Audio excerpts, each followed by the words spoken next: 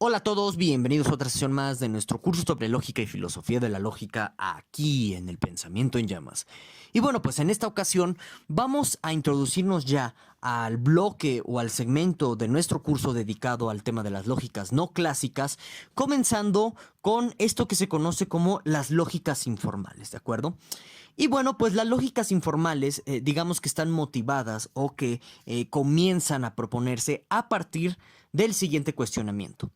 ¿Acaso la lógica clásica es útil para poder modelar nuestras prácticas argumentativas?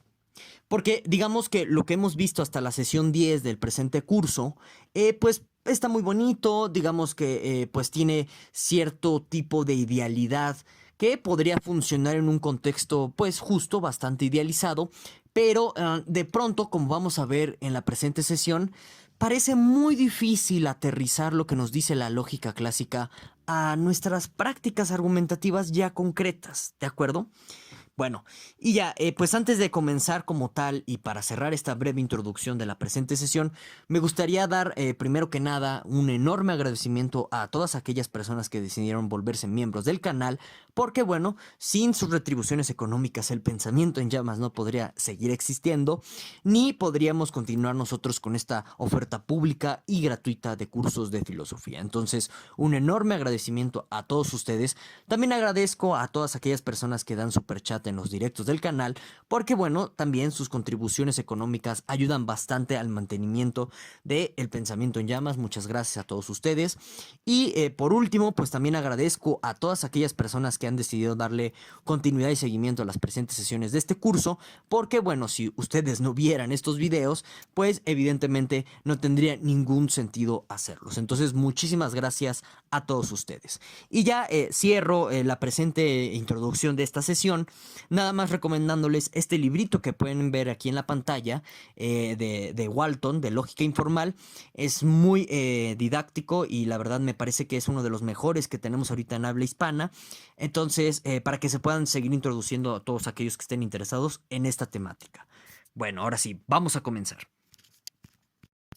Bueno, digamos que tomando en cuenta un poco la historia de esto que se conoce como lógicas no clásicas, el proyecto original, digamos que ya estaba presente al menos en muchos escritos de un señor que yo diría que está más enfocado a la cuestión de la filosofía del derecho, llamado Perelman, y de otro filósofo llamado Toulmin, ¿de acuerdo? Que por cierto, bueno, Toulmin, dicho sea de paso, es un Wittgensteiniano que digamos que en muchos sentidos inspirado en la cuestión de los juegos de lenguaje, las prácticas y demás, pues también está inspirándose para pensar en que quizás debamos recurrir a otro tipo de lógicas, entre comillas, para modelar nuestras prácticas argumentativas, porque parece que esto que ya vimos llamado lógica clásica o lógica proposicional, con sus cuantificadores, sus extensiones que ya tratamos, también la modalidad y demás, pues no parece ser suficiente para pues modelar justo nuestras prácticas argumentativas, ¿de acuerdo?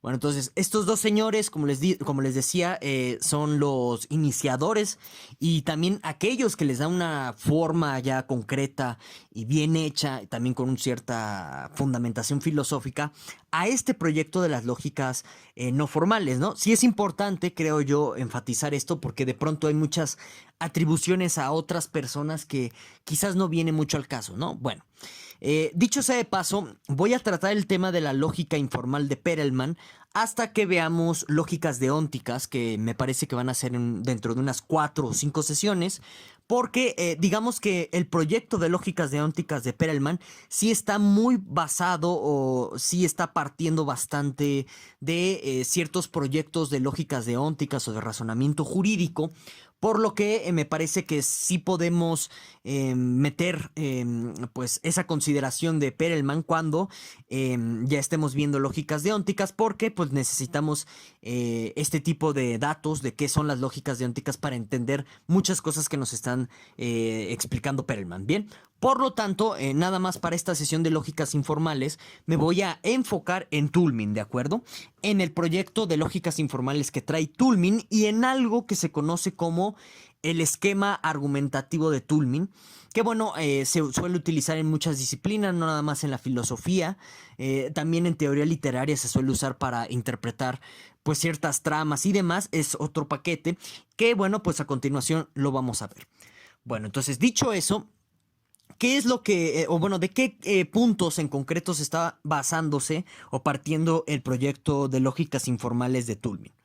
Bueno, primero que nada, que hay diferentes usos argumentativos, ¿no? Como ya les decía, Toulmin es un Wittgensteiniano, cree que hay diferentes prácticas argumentativas, por lo que habría que diseñar, ojo aquí, otro tipo de lógica para capturar este tipo de prácticas, ¿no? Entonces, si se dan cuenta, este es un espíritu propio del pluralismo lógico, por lo que Toulmin es un pluralista lógico. Y fíjense, y esto se los digo como nota al pie de página, ¿no? De este video. Es curioso que de pronto nos pongamos a pensar en la relación que hay entre segundo Wittgenstein y esto del pluralismo lógico. ¿Por qué? Porque quizás para algunos que ya vieron el curso de filosofía del lenguaje o que no lo hayan visto, yo les comentaba cómo curiosamente hay un después de Wittgenstein que parece de pronto muy repetitivo, muy redundante a muchas ideas del propio Wittgenstein. Y curiosamente quizás, ¿no? Viendo este tipo de relaciones que hay de pronto con Toulmin, Wittgenstein y el pluralismo lógico, alguien podría pensar que el pluralismo lógico ya estaba en Wittgenstein antes de que llegaran todos estos personajes que vamos a ver a continuación en próximas sesiones y también incluida esta, por supuesto. Bueno, entonces ya cierro la nota al pie de página y regreso al texto original. Bueno, ahora, aquí un punto muy importante y de ahí el nombre de lógica informal es la consideración de Toulmin de que el formalismo de la lógica clásica, es decir, el lenguaje proposicional, es insuficiente para capturar ciertos usos argumentativos. Ahorita vamos a verlo en un ejemplo muy concreto. Pero digamos que este es un punto que a veces no se entiende muy bien, que justo con un ejemplo que ahorita vamos a dar se va a entender, yo creo. El punto aquí peculiar y medular de que Toulmin parece estar en contra de algo que se conoce como la omnisciencia lógica. Ahorita vamos a ver qué es esto, ¿de acuerdo? Miren, cuando nosotros tenemos algo como la lógica clásica, ya saben, las clásicas P's y Q's, nuestros argumentos estilo modus ponens, nuestros cuantificadores y demás, hay algo curioso que pasa respecto a cuando usamos este tipo de maquinarias formales para modelar argumentos.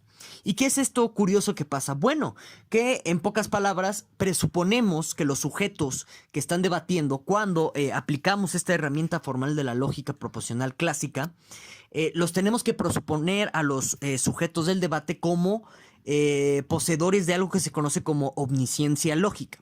¿Qué es la omnisciencia lógica? Bueno, en pocas palabras, es el presupuesto de que aquellos que utilicen lógica clásica en un debate real, para que la lógica clásica pueda funcionar sin ningún problema, bueno, pues estos sujetos van a tener que ser sujetos, valga la redundancia, muy particulares, con, primero que nada, recursos ilimitados, ¿de acuerdo? Después con ciertas capacidades inferenciales casi perfectas, como si fueran dioses en el razonamiento. Y también van a ser sujetos que tengan la capacidad, y ojo, esto es algo muy importante, de detectar falacias formales en un debate. Estas tres condiciones que, digamos, integrarían el tema de la omnisciencia lógica, no las tienen las personas normales, las personas reales de carne y hueso de nuestro mundo cotidiano. Porque, bueno, primero que nada, pues nosotros somos seres finitos, ¿no? Con recursos limitados. Es decir, no sé, a lo mejor te aguanto 1 hora o 2 horas de debate, pero a lo mejor ya después de esas 2 horas me empiezo a sentir cansado, ya me dolió la cabeza, ya me dio hambre, tengo que ir al baño, etcétera, etcétera. Y todo este tipo de circunstancias que hacen que mis recursos finitos como ser humano pongan en entredicho mis habilidades argumentativas, inferenciales y de razonamiento a la hora de pues estar involucrado en un debate. Eso es normal, entre comillas, natural también, entre comillas, porque somos los debatientes seres humanos finitos con recursos limitados, ¿de acuerdo? Entonces, vean, en ese punto no cumplimos con la primera parte que compone esto que se conoce como la omnisciencia lógica. Luego, pues también por lo mismo, en virtud de que, pues no sé, Hemos visto mucha televisión, hemos visto muchos videos de Dross, hemos escuchado mucho a Bad Bunny, este tipo de cosas. Bueno, pues nuestras facultades intelectuales, nuestras facultades mentales hacen que nuestras capacidades inferenciales se vean reducidas. También hay consideraciones de orden genético, desórdenes hormonales, hay muchas consideraciones por las que pues mis capacidades inferenciales se pueden ver disminuidas. Y esto sucede en los hablantes y en los debatientes de carne y hueso.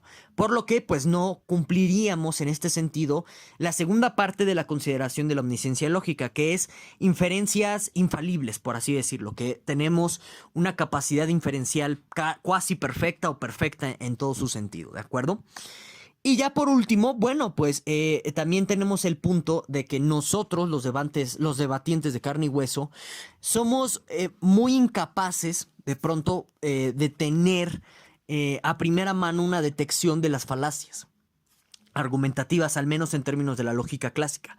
¿Por qué sucede esto? Bueno, porque digamos que en muchos sentidos un razonamiento nos parece correcto o intuitivamente correcto porque así nos lo indica nuestro sentido común.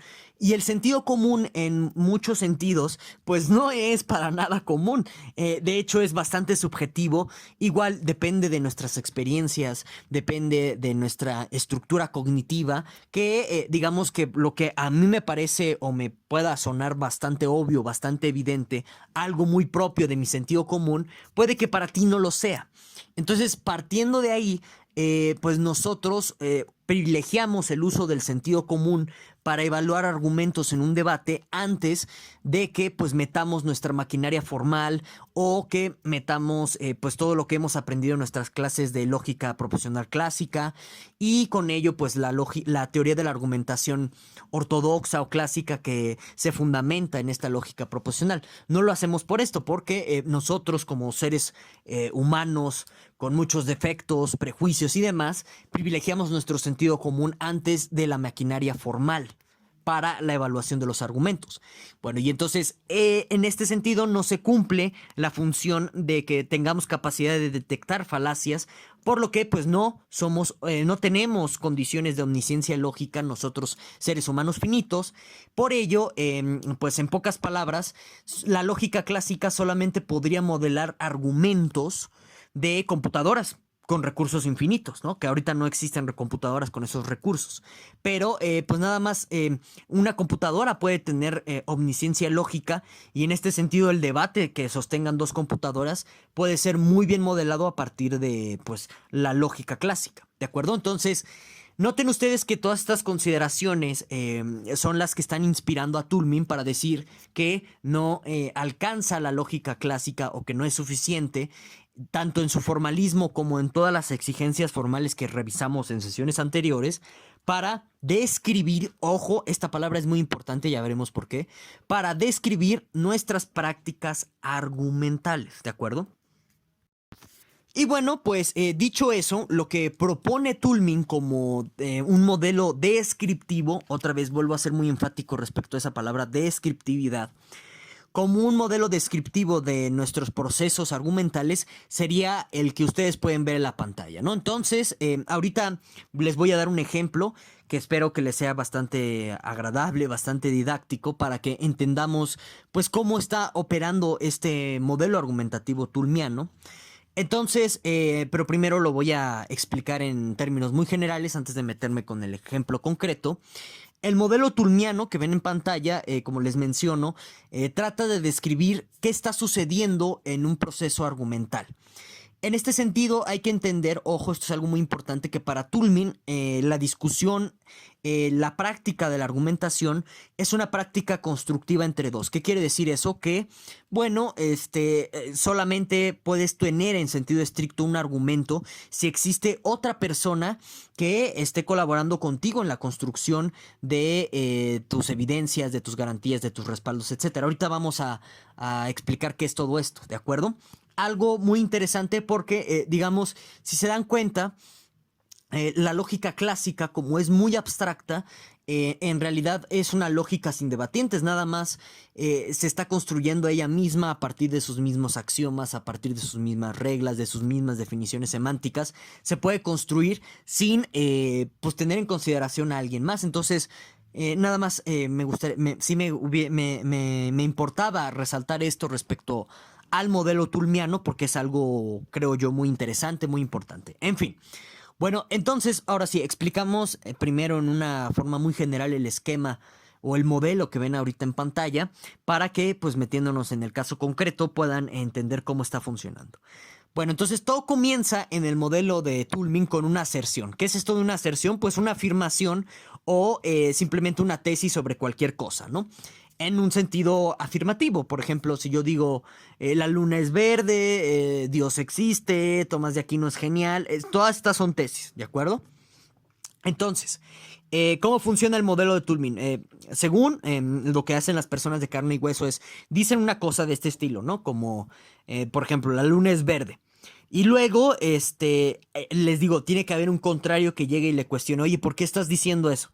Entonces surge la flechita de abajo, debajo de pretensión, donde dice evidencia, surge esa parte en donde el individuo que afirmó que la luna es verde da sus evidencias de cualquier tipo que tenga, ¿no?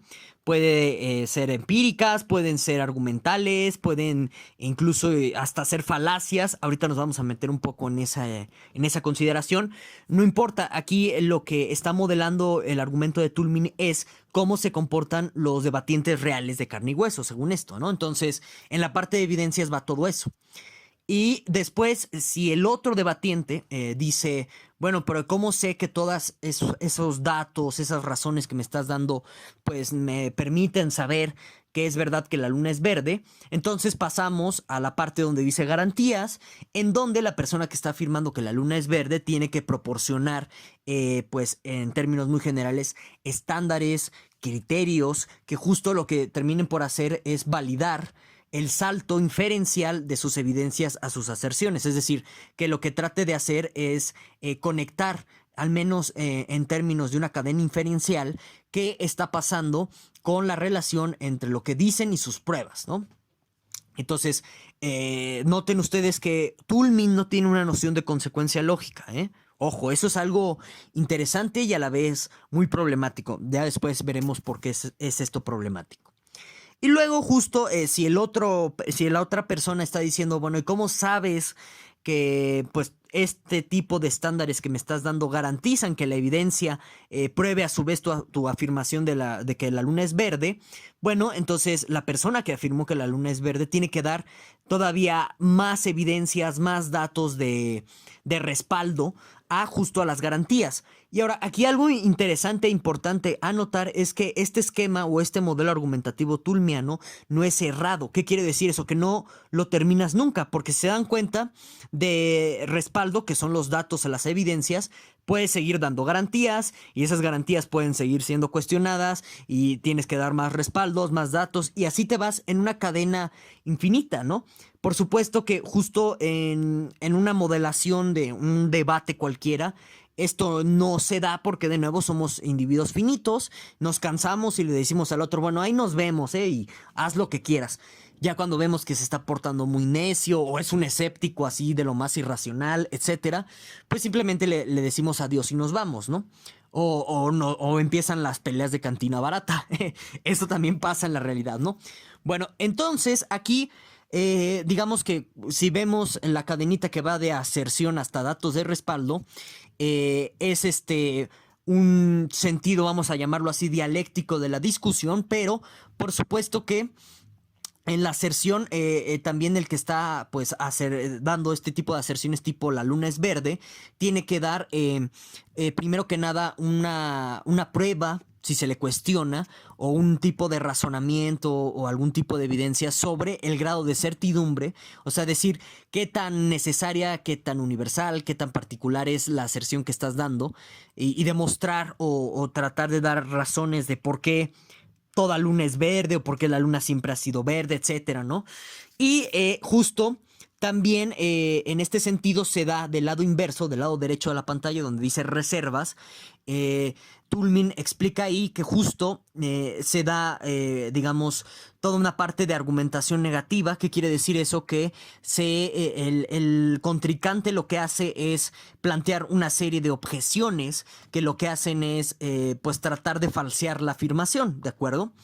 Y justo a partir de la parte donde dice reserva se puede generar otro esquemita hacia el estilo de Toulmin y se construye otro tipo de debate, otro tipo de, de argumentatividad o de argumentos que se llevan a cadenas cada vez más y más complejas, etcétera, ¿no?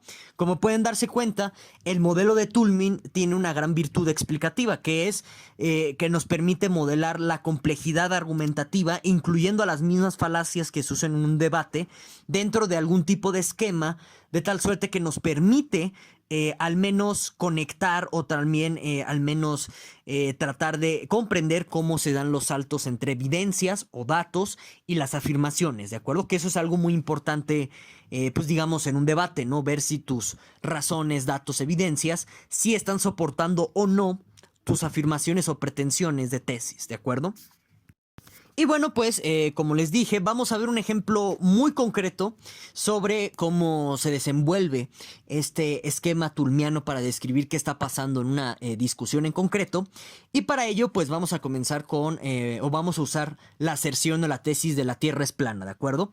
Iba a utilizar lo de Dios existe o Dios es el primer motor, pero me dije al final del día que no, porque pues, los tomistas ya saben cómo son. Entonces, mejor esto de la Tierra es plana. Digo, son primos hermanos los tomistas y los tierraplanistas. Digo, ambas son teorías del siglo XIII, imagínense, 8 siglos de diferencia. En fin, como sea. De todas formas, pues este ejemplo es muy bueno porque nos permite ver cómo se desenvuelven las diferentes partes argumentativas en el esquema toulmiano, ¿de acuerdo? Bueno, entonces comenzamos con esta aserción. La Tierra es plana, ¿sí?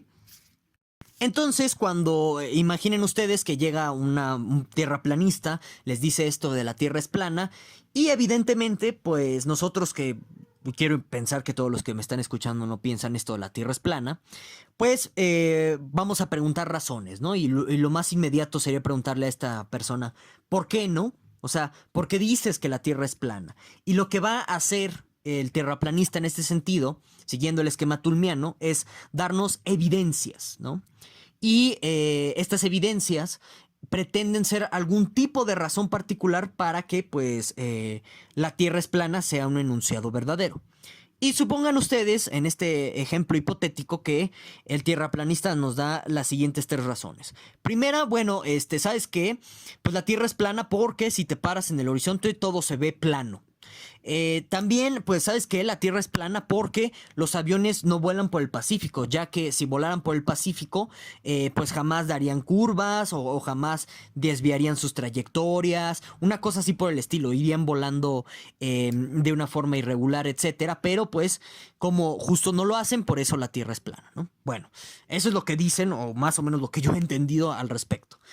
También podrían decir esto, ¿no? Como, ¿sabes qué? La Tierra es plana porque la ciencia masónica, satanista, iluminista, ya saben, ¿no? Del siglo XVIII, con los malvados de la Revolución Francesa, ¿no? Y su revolución burguesa, atea, qué sé yo, pues inventaron esto de la Tierra es redonda para alejarnos de Diosito y qué sé yo, ¿no? Porque Diosito dice que la Tierra es plana, quién sabe dónde lo diga, ¿no? Pero ellos creen que dice eso Diosito. Ok, bueno. Entonces, noten que para que nosotros detectemos en el esquema toulmiano la parte de las evidencias, pues simplemente va a ser evidencia todo lo que se responde a la pregunta ¿por qué? ¿No? Es decir, la Tierra es plana porque, uno, si te paras en el horizonte, todo se ve plano, bla, bla, bla, ¿de acuerdo? Entonces, así es como identificamos los elementos de evidencia, de nuevo, ¿no? En el esquema toulmiano. Respondiendo a la pregunta ¿por qué? A todo lo que responda a la pregunta ¿por qué? Se mete o entra en la consideración de evidencias, ¿de acuerdo? Luego, bueno, pues tendríamos la consideración, o sea, imaginen ustedes que seguimos cuestionando, bueno, y la razón o los porqués, pues pues simplemente el hecho de que todo se vea plano una vez que nos paramos en un horizonte cuenta como una razón a favor de que la Tierra es plana. ¿Por qué eso cuenta como una razón? ¿Por qué cuenta la cuestión de los aviones como una razón sobre la planitud de la Tierra? ¿Por qué esto de la ciencia masónica, iluminista, satánica cuenta como una razón para creer que la Tierra es plana?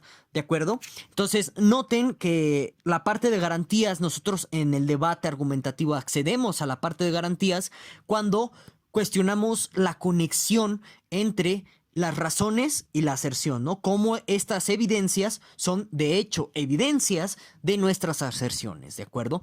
Por lo que nosotros, mediante la pregunta ¿cómo lo sabes? O ¿cómo es eso posible? En virtud de la conexión entre evidencias y aserción, pues ubicamos en el debate la parte de las garantías, ¿de acuerdo? Y bueno, justo aquí el tierraplanista, supongamos que sabe algo de filosofía, que pues por lo general no lo sabe.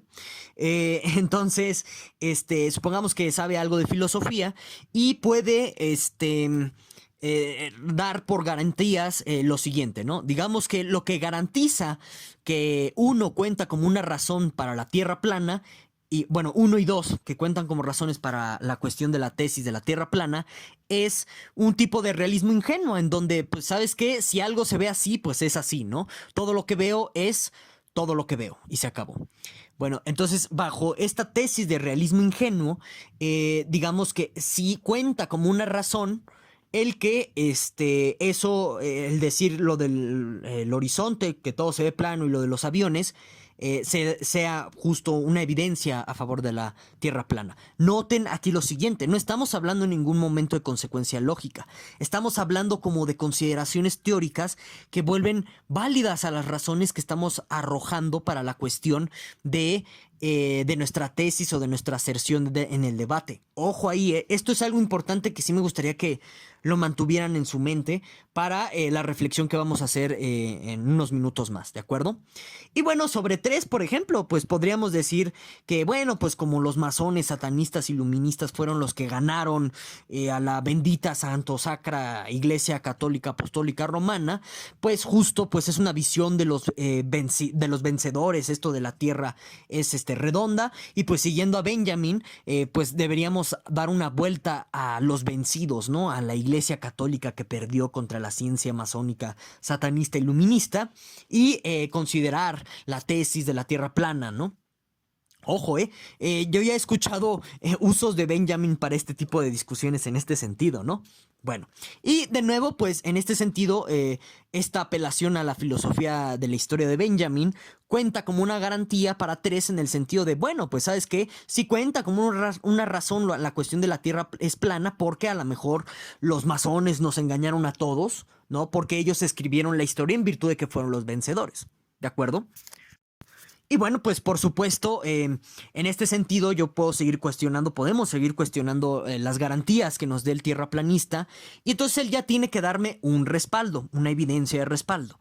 Entonces a lo mejor dice, no, pues sobre 1 y 2, ¿no? O sea, sobre el realismo ingenuo, la misma experiencia. La experiencia nos confirma que si algo lo vemos como es, pues es así, ¿no? Que justo ahí, por ejemplo, podríamos rebatir eso y decir, no, el mundo de los sentidos nos engaña y no es confiable el decir que todo se ve plano, por lo tanto, en el horizonte todo se ve plano, por lo tanto, la Tierra es plana por simplemente cómo se ve el horizonte, ¿verdad? Pero bueno, digamos que el tierraplanista podría dar esa evidencia de respaldo.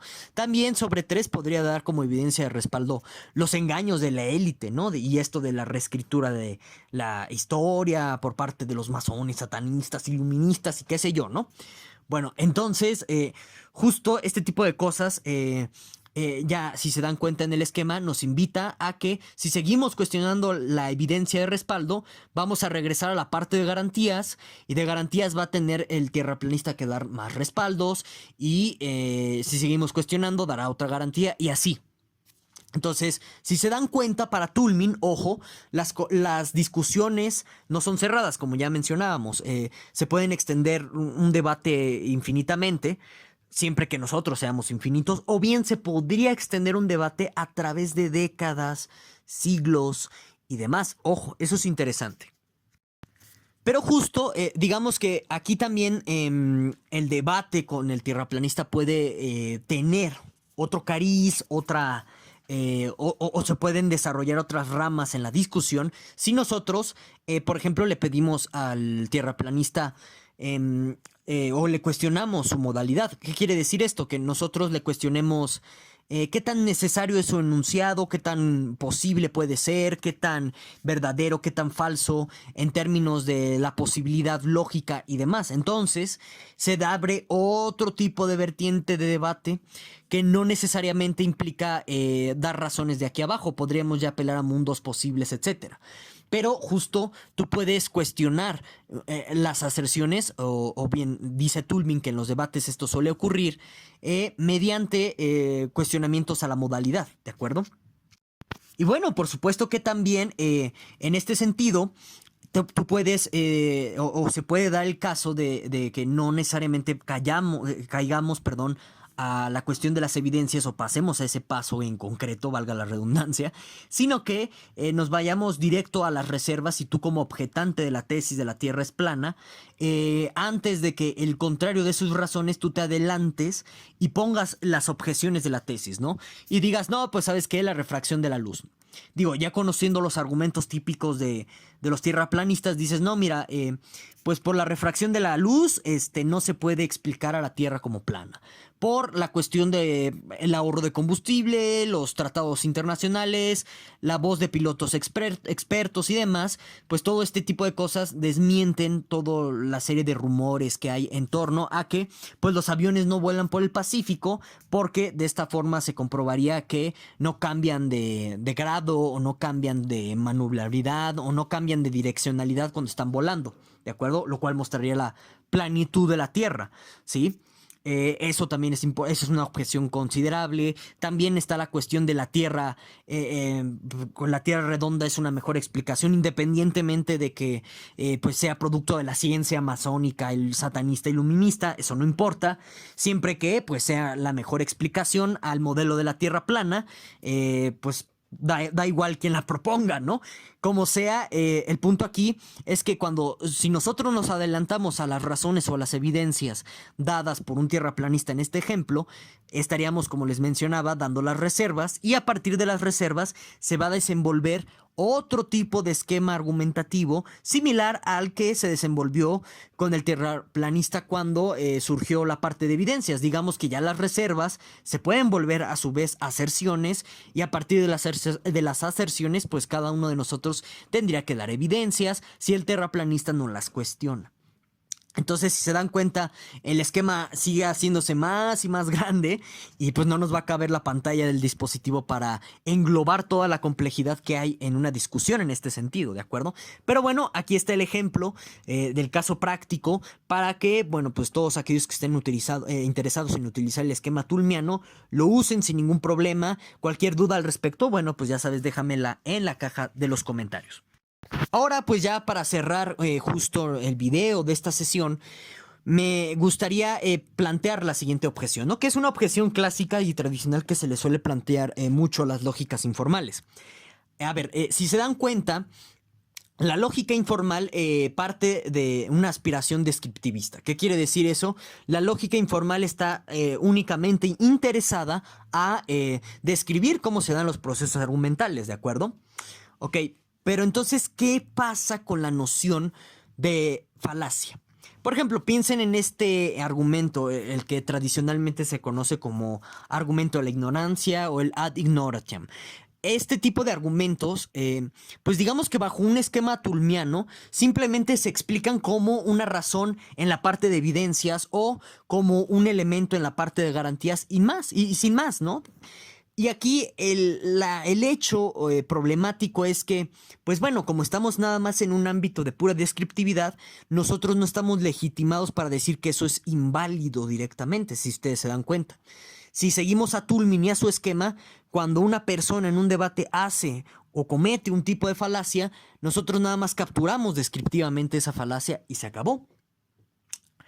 Y esto nos prueba y nos demuestra que la noción de falacia lógica no es estrictamente lógica. Es decir, no tiene que ver con una cuestión de descriptividad formal, tiene que ver con una cuestión normativa que algunos, esto lo vamos a ver en otras sesiones, algunos creen que apunta a una cuestión normativa ética, es decir, que la teoría de la argumentación y la lógica no nada más descansa en una mera consideración de fundamentación formal, sino que apela a muchas concepciones de, por ejemplo, la honradez intelectual, la verdad, en un sentido moral o en un sentido ético, para que la noción de falacia tenga lugar. Y entonces es a partir de esas nociones que no son descriptivas, sino que son normativas, que podemos decir, usar un argumento que apela a la ignorancia está mal, es inválido. Aquí la connotación de inválido tiene una significación que va más allá de lo formal.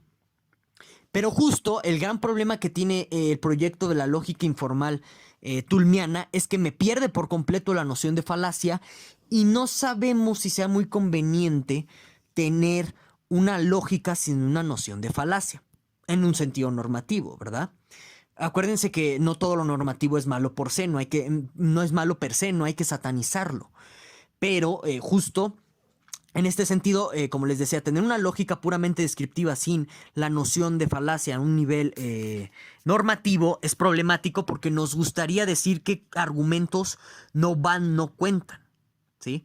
Y pues como les digo, parece que inevitablemente necesitamos algún tipo de normatividad para fundamentar una noción de falacia. Bueno, hasta aquí lo voy a dejar. Muchas gracias a todos por escuchar. No olvides dejarme en la caja de los comentarios todas tus dudas, quejas, objeciones y demás. Nos vemos hasta la próxima sesión.